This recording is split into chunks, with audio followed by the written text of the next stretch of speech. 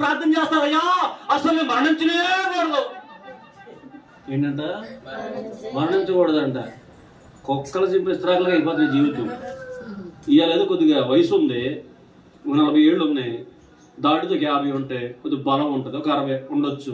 70లోకి వెళ్ళిన తర్వాత నీ ఎవడు చూస్తారు? నీ చెయ్యి నువ్వు మొయ్యటానికి కూడా నీ దేహం సహకరించదు. వీధిలో కుక్క ఎలాగైతే అయిపోద్దో ఆ పరిస్థితికి వచ్చేస్తారు చాలా మంది. ఇలా చెప్పేవాళ్లే గాని నీతులు చేసేవాళ్ళు లేరు. క్రైస్తవ సమాజంలో కూడా బైబిల్ 1-2 సార్లు చెప్పింది, నీ తల్లిని తండ్రి సన్మానించి చూసుకో, కాపాడుకొని. అందరు వింటున్నారు. కానీ ఎంతమంది క్రైస్తవులు పాటిస్తున్నారు? ఎంతమంది క్రైస్తవులు పాటిస్తున్నారంటే చాలా తక్కువ మంది.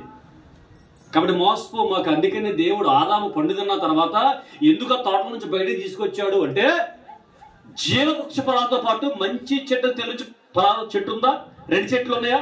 మంచి చెడు తినే ఫలం ఏదైతే ఉందో అది తిన్న తర్వాత దాని పక్కన ఉన్న జీవవృక్ష ఫలాన్ని కూడా తింటే వాళ్ళకి మరణం లేదు. పీక మీద కాలేసి లాగినా చావరు.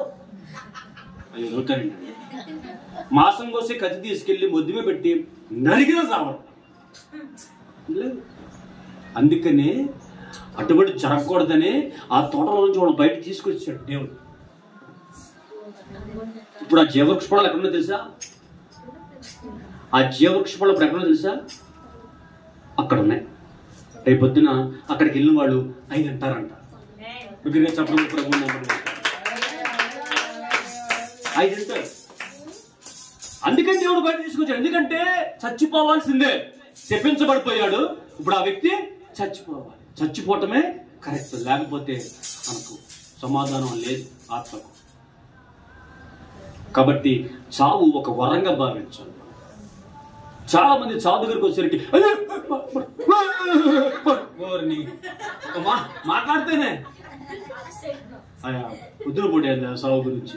మరి ఎప్పుడు మధ్యాహ్నం మాట్లాడానుకో, అయ్యా మధ్యాహ్నం పూట ఏంటయ్యా, రాత్రి పూట చెప్పాలి సాగు. మన ఆవిడ చూసారా, ఆవిడ గుర్తొస్తున్నాయా నాకు? మాయకు ఎత్తుకుపోను. మరి దేని గురించి మాట్లాడాలి నేను? ఎప్పుడు మాట్లాడాలి?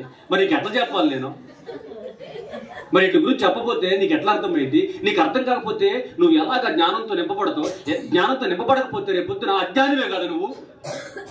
రేపొద్దు నీ ఇంటిలోనో, సంఘంలోనో, సమాజంలోనో ఎక్కడో చోట ఈ పరిస్థితి రావచ్చు.